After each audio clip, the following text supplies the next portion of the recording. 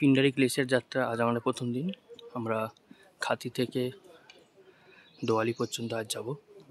সে ঘন জঙ্গলের মধ্যে দিয়ে রাস্তা, আমরা প্রায় 1 ঘন্টা হেঁটে ফেললাম। কিছুজন নিচ থেকে আস্তে আস্তে উঠে আসছে। চারিপাশে ঘন জঙ্গল, বড় বড় গাছ, ঘন জঙ্গল। কিছু লোক উপরের দিকে এগিয়ে চলেছে।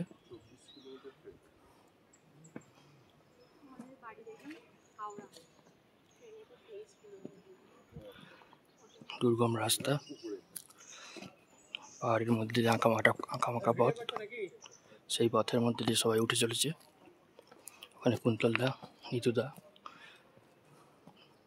নিচের দিক থেকে উঠে আসছে, আরো কিছু সদস্য।